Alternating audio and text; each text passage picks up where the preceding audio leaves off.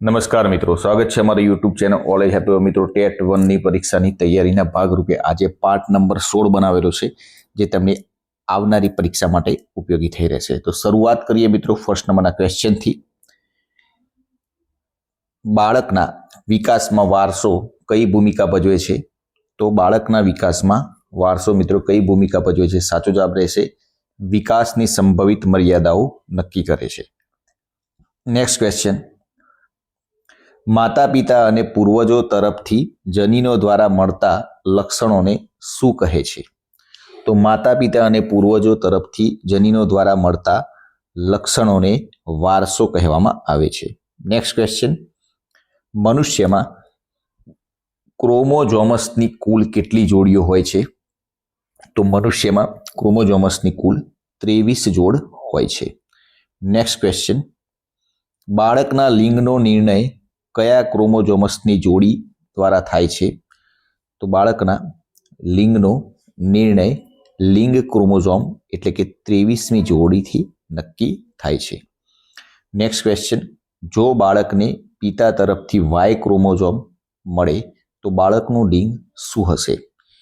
તો પિતા તરફથી વાય ક્રોમોઝોમ મળે તો બાળકનું લિંગ છોકરો હશે.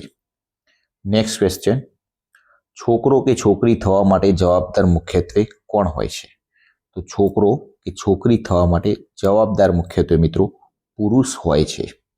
નેક્સ્ટ ક્વેશ્ચન, જીન્સ ક્યાં જોવા મળે છે? તો મિત્રો જીન્સ ક્રોમોઝોમ્સમાં જોવા મળે છે.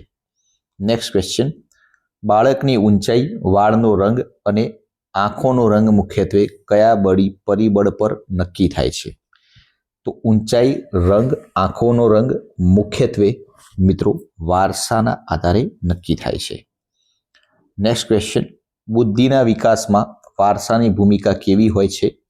તો બુદ્ધિના વિકાસમાં વારસાની ભૂમિકા વારસો બુદ્ધિની સંભવિતતા પૂરી પાડે છે. નેક્સ્ટ ક્વેશ્ચન, મેન્ડલનો આનુવંશિકતાનો સિદ્ધાંત કયા પ્રયોગો પર આધારિત છે? તો મેન્ડલનો આનુવંશિકતાનો સિદ્ધાંત વટાણાના છોડ પરના પ્રયોગો પર આધારિત છે. અને આ મિત્રો બીજી એક વાત, ડિસ્ક્રિપ્શનમાં ટેલિગ્રામ ચેનલની લિંક આપેલી છે. ટેલિગ્રામ ચેનલમાં જોડાઈ જજો, કારણ કે ટેલિગ્રામ ચેનલ ઉપર 24 કલાકની અંદર દરેક વિડીયોની PDF મૂકી દેવામાં આવે છે. નેક્સ્ટ ક્વેશ્ચન, વારસો એ કેવું પરિબળ છે? તો વારસો એ સ્થિર પરિબળ છે. નેક્સ્ટ ક્વેશ્ચન, બાળકના વિકાસમાં વાતાવરણ કઈ ભૂમિકા ભજવે છે? તો બાળકના વિકાસમાં વાતાવરણ વારસાના લક્ષણોને વિકસાવવા માટેની તકો અને પ્રોત્સાહન પૂરું પાડે છે. નેક્સ્ટ ક્વેશ્ચન, બાળકનું સૌથી નજીકનું વાતાવરણ કયું છે? તો બાળકનું સૌથી નજીકનું વાતાવરણ કુટુંબ હોય છે. કયું બાહ્ય પરિબળ બાળકના વિકાસને સૌથી વધુ અસર કરે છે? તો જેનો સાચો જવાબ રહેશે મિત્રો બાળકના આહાર અને પોષણની ગુણવત્તા સૌથી વધુ અસર કરે છે. બાળકના સામાજિક અને નૈતિક વિકાસ પર કયા પરિબળની સૌથી વધુ અસર થાય છે? તો સામાજિક અને નૈતિક વિકાસ પર વાતાવરણની સૌથી વધુ અસર પડે છે.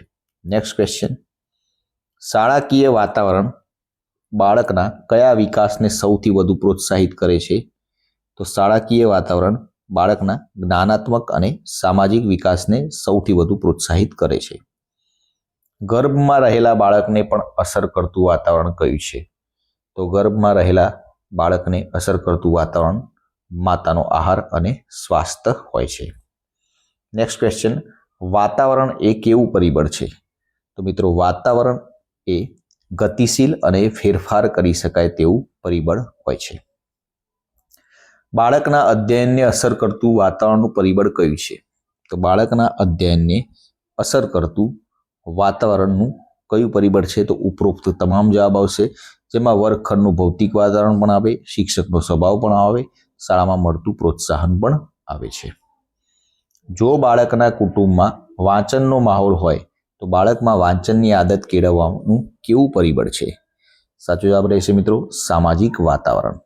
નેક્સ્ટ ક્વેશ્ચન, વિકલાંગતાના કેટલા પ્રકારો માટે કયા પરિબળો જવાબદાર હોઈ શકે છે? તો જેના સાચો જવાબ રહેશે બી અને સી બંને, એટલે કે વારસો અને વાતાવરણ. નેક્સ્ટ ક્વેશ્ચન, બાળ વિકાસનું સૌથી યોગ્ય સૂત્ર કયું છે?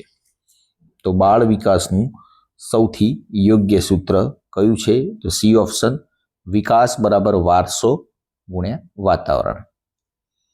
બાળ વિકાસ સામે વારસો અને વાતાવરણનો સંબંધ કેવો છે? તો બાળ વિકાસ સામે વારસો અને વાતાવરણનો સંબંધ કેવો છે? એકબીજા સાથે અવિભાજ્ય છે. જો કોઈ બાળક વારસામાં સારી બુદ્ધિની સંભવિતતા લાવે પણ ગરીબ અને અજ્ઞાન વાતાવરણમાં રહે તો વિકાસની અસર શું થશે? તો તેમાં વારસાગત સંભવિતતા નબળી પડશે. નેક્સ્ટ ક્વેશ્ચન, જો વારસો બાળકની મહત્તમ ક્ષમતાની મર્યાદા નક્કી કરે છે તો વાતાવરણ શું કરે છે? તો વાતાવરણ મિત્રો બાળકના વિકાસને તે મર્યાદાની નજીક લાવવામાં મદદ કરે છે. બાળ વિકાસને સમજવા માટે મનોવૈજ્ઞાનિકો વારસા અને વાતાવરણને કયા દ્રષ્ટિકોણથી જુએ છે? તો મનોવૈજ્ઞાનિકો તેઓ કેવી રીતે એકબીજા સાથે આંતરક્રિયા કરે છે તે દ્રષ્ટિકોણથી મનોવૈજ્ઞાનિકો જોવે છે. બાળ વિકાસને અસર કરતું સૌથી અગત્યનું આંતરિક પરિબળ કયું છે? તો બાળ વિકાસને અસર કરતું સૌથી અગત્યનું આંતરિક પરિબળ બુદ્ધિ અને રસ છે. નેક્સ્ટ ક્વેશ્ચન, કયું પરિબળ બાળકના શારીરિક વિકાસને સૌથી વધુ અસર કરે છે? તો કયું પરિબળ? તો ગ્રંથિઓનો વિકાસ અને કાર્યક્ષમતા એ બાળકના શારીરિક વિકાસને સૌથી વધુ અસર કરે છે. બાળકમાં ગ્રંથિઓમાંથી નીકળતા સ્ત્રાવો શેને અસર કરે છે? તો બાળકમાં ગ્રંથિઓમાંથી નીકળતા સ્ત્રાવો વૃદ્ધિ અને વિકાસ બંનેને અસર કરે છે. શારીરિક અને માનસિક વિકાસ બંનેને અસર કરે છે. નેક્સ્ટ ક્વેશ્ચનમાં, કયા પ્રકારની સામાજિક આર્થિક સ્થિતિ બાળકના સર્વાંગી વિકાસને નકારાત્મક રીતે અસર કરી શકે છે? કયા પ્રકારની સામાજિક આર્થિક સ્થિતિ? તો જેમાં ગરીબ અને ઓછું શિક્ષિત કુટુંબ હોય તેમાં નકારાત્મક રીતે અસર કરી શકે છે. શિક્ષકે વર્ગખંડમાં દરેક બાળકને સમાન રીતે શીખવવું જોઈએ, ભલે તે અલગ અલગ પૃષ્ઠભૂમિમાંથી આવતું હોય. આ કયા શિક્ષણ સિદ્ધાંત પર આધારિત છે? તો મિત્રો આ સમાવેશી શિક્ષણ સિદ્ધાંત પર આધારિત છે. વારસાને જૈવિક જરૂરિયાતો સાથે સરખાવી શકાય છે, ત્યારે વાતાવરણને શેના સાથે સરખાવી શકાય છે? તો વાતાવરણને મિત્રો સંસ્કૃતિ અને સામાજિક જરૂરિયાતો સાથે સરખાવી શકાય છે. ગર્ભાવસ્થા દરમિયાન માતા દ્વારા લેવાતી ખરાબ આદતો જેમ કે ધૂમ્રપાન બાળકના વિકાસને કેવી રીતે અસર કરે છે? તો તેમાં બાળકના વિકાસને મિત્રો ગર્ભના વાતાવરણ દ્વારા અસર કરે છે. નેક્સ્ટ ક્વેશ્ચન, સામાજિકીકરણ એ મુખ્યત્વે કયા પરિબળનું પરિણામ છે? તો સામાજિકીકરણ એ મુખ્યત્વે વાતાવરણનું પરિણામ છે. નેક્સ્ટ ક્વેશ્ચન, બાળકની સર્જનાત્મકતા પર કયા પરિબળની સૌથી વધુ અસર જોવા મળે છે? તો બાળકની સર્જનાત્મકતા પર કયા પરિબળની સૌથી વધુ અસર જોવા મળે છે? પ્રોત્સાહક અને મુક્ત વાતાવરણની સૌથી વધુ અસર જોવા મળે છે. જો કોઈ બાળકમાં વારસા દ્વારા પ્રતિભા હોય પરંતુ તેને તાલીમ માટે યોગ્ય વાતાવરણ ન મળે તો તેની પ્રતિભા પર શું અસર થશે? તો મિત્રો તેમાં સાચો જવાબ રહેશે સી ઓપ્શન, પ્રગટ થઈ શકશે નહીં. વૈજ્ઞાનિક સંશોધન મુજબ માનવ લક્ષણો વારસા અને વાતાવરણના કેવા સંબંધ દ્વારા રચાય છે? તો વૈજ્ઞાનિક સંશોધન મુજબ માનવ લક્ષણો વારસા અને વાતાવરણના કેવા સંબંધ સાથે? તો દરેક લક્ષણ માટે અલગ અલગ પ્રમાણમાં આંતરક્રિયા દ્વારા રચાય છે. નીચેનામાંથી કઈ બાબત વારસા દ્વારા મળે છે? તો લોહીનો સમૂહ બ્લડ ગ્રુપ વારસા દ્વારા મળે છે. નેક્સ્ટ ક્વેશ્ચન, નીચેનામાંથી કઈ બાબત વાતાવરણ દ્વારા પ્રાપ્ત થાય છે? તો આમાં કોઈ વિષયમાં રસ હોવો તે વાતાવરણ દ્વારા પ્રાપ્ત થાય છે. નેક્સ્ટ ક્વેશ્ચન, આંખોનો રંગ, ચાલવાની શૈલી અને શારીરિક બંધારણ એ કયા પરિબળ દ્વારા મળે છે? તો આમાં મિત્રો આ વારસામાં મળતું હોય છે. જો બે જોડિયા ભાઈઓને અલગ અલગ વાતાવરણમાં ઉછેરવામાં આવે તો કયા લક્ષણોમાં તફાવત જોવા મળે છે? તો બંને અલગ અલગ વાતાવરણમાં ઉછેરવામાં આવે તો બુદ્ધિમત્તાનું સ્તર, આઈક્યુ સ્કોર અને વ્યક્તિત્વમાં ફેરફાર જોવા મળી શકે છે. નેક્સ્ટ ક્વેશ્ચન, શિક્ષક તરીકે જો તમને ખબર હોય કે બાળક વારસામાં સારી બુદ્ધિ લાવે છે તો તમે શું કરશો? તો શિક્ષક તરીકે તેને તેની ક્ષમતા મુજબ પ્રોત્સાહક વાતાવરણ અને પડકારરૂપ કાર્યો આપશે. બાળકના વિકાસમાં અધિકારનો સિદ્ધાંત શું દર્શાવે છે? તો બાળકના વિકાસમાં અધિકારનો સિદ્ધાંત કેટલાક લક્ષણોમાં વારસો વધુ પ્રબળ હોય છે. નેક્સ્ટ ક્વેશ્ચન, શિક્ષણનું મહત્વ વિકાસના કયા પરિબળ સાથે સૌથી વધુ જોડાયેલું છે? તો શિક્ષણનું મહત્વ વિકાસના વાતાવરણ સાથે સૌથી વધુ જોડાયેલું છે. બાળકના સ્વભાવ પર કયા પરિબળની વધુ અસર જોવા મળે છે? તો બાળકના સ્વભાવ પર બંનેની સમાન આંતરક્રિયાની સૌથી વધુ જોવા મળે છે.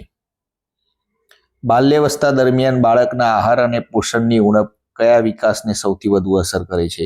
તો શારીરિક અને જ્ઞાનાત્મક વિકાસને સૌથી વધુ અસર કરે છે. શારીરિક બંધારણ અને બુદ્ધિની સંભાવના એ વારસાની દેન છે, જ્યારે ચરિત્ર અને વ્યક્તિત્વ એ કોની દેન છે? તે વારસા અને વાતાવરણની આંતરક્રિયાની દેન છે. નેક્સ્ટ ક્વેશ્ચન, ગર્ભાવસ્થાનો સમયગાળો વિકાસનો નાજુક સમયગાળો ગણાય છે, કારણ કે વિકાસના પાસાઓ પર પર્યાવરણની અસર સૌથી વધુ અને પરિવર્તનશીલ હોય છે. નેક્સ્ટ ક્વેશ્ચન, જો બાળકના વિકાસમાં વારસો H અને વાતાવરણ E હોય તો વિકાસ D માટેનું સાચું સૂત્ર શું હશે? તો સાચું સૂત્ર હશે D બરાબર H ગુણ્યા E. આ સૂત્ર સાચું સૂત્ર હશે. એન્ડ લાસ્ટ ક્વેશ્ચન મિત્રો, શિક્ષક તરીકે વર્ગખંડમાં બાળકના વિકાસને પ્રોત્સાહન આપવા માટે તમે કયા પરિબળ પર સીધો નિયંત્રણ રાખી શકો છો? તો મિત્રો આ પ્રશ્નનો જવાબ તમારે નીચે કોમેન્ટ બોક્સમાં આપવાનો છે. અને હા મિત્રો, ટેલિગ્રામ ચેનલમાં જોડાઈ જજો, કારણ કે 24 કલાકની અંદર દરેક વિડીયોની PDF પણ ત્યાં મૂકી દેવામાં આવે છે. અને વિડીયો પસંદ આવ્યો તો લાઇક કરજો, પોતાના મિત્રો જોડે શેર કરજો, જેથી કરીને આવનાર દરેક વિડીયોની નોટિફિકેશન પણ આપણે સૌપ્રથમ મળી રહે, જેથી કરીને ચેનલને પણ સબસ્ક્રાઇબ કરી દેજો. કાલે ફરીથી નવા વિડીયો સાથે મળીશું. જય હિન્દ, જય ભારત.